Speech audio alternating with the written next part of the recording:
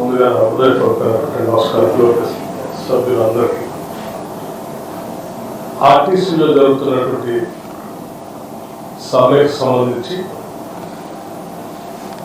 కార్మికులు కోరినటువంటి కొన్ని అంశాలకు సంబంధించి రాష్ట్ర ప్రభుత్వం గౌరవ ముఖ్యమంత్రి రేవంత్ రెడ్డి గారు ఒక క్యాబినెట్ సబ్ కమిటీని నియమించి మీ అందరితో చర్చించి సాధ్యమైనంత మేరకు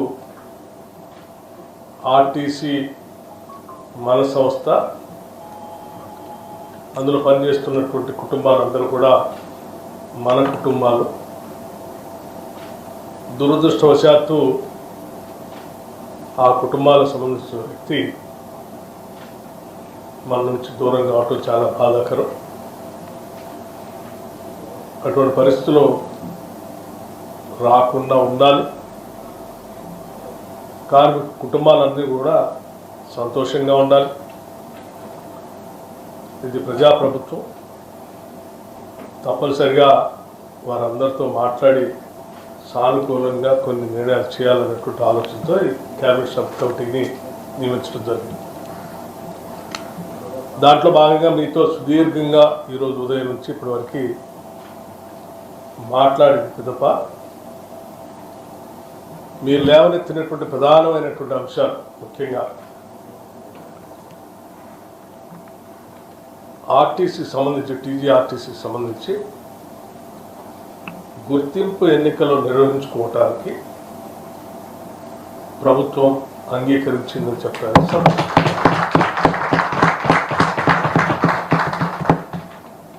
ఈ ఎన్నికల నిర్వహణ కోసం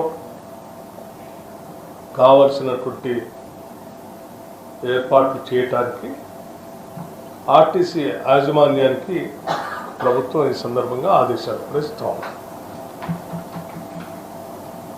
అలాగే మరొక ప్రధానమైనటువంటి అంశం, దశాబ్దాల పైబడి ఆర్టీసీలో పనిచేస్తున్నటువంటి కార్మికులు కోరినటువంటి ప్రధానమైన కోరిక విలీనానికి సంబంధించినటువంటి అంశం.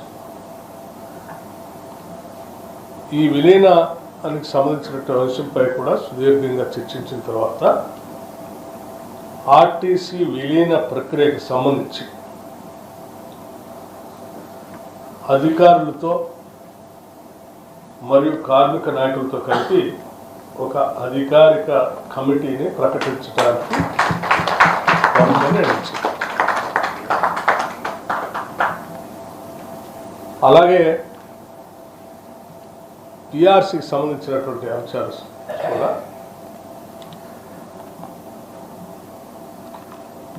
అనేక అంశాలని లోతుగా అధ్యయనం చేసిన తర్వాత ఆర్టీసీ సంబంధించినటువంటి ఆర్థిక పరిస్థితిని, అట్లాగే ప్రభుత్వానికి సంబంధించి ఉన్నటువంటి వెసులుబాటుని, అన్ని అంశాలను కూడా లోతుగా అధ్యయనం చేసి ఇరుపక్షాలు కూడా ఉన్న పరిస్థితులు అర్థం చేసుకున్న తర్వాత ఈ టీఆర్సీకి సంబంధించి 11%కి చేయాలి ప్రభుత్వం నిర్ణయించిందని చెప్పడానికి సంతోషిస్తూ ఉన్నాను. అట్లాగే మిగతాకు సంబంధించినటువంటి లేవనెత్తిన అనేక అంశాలు, ఆ అంశాలన్నీ కూడా ఆర్టీసీ యాజమాన్యం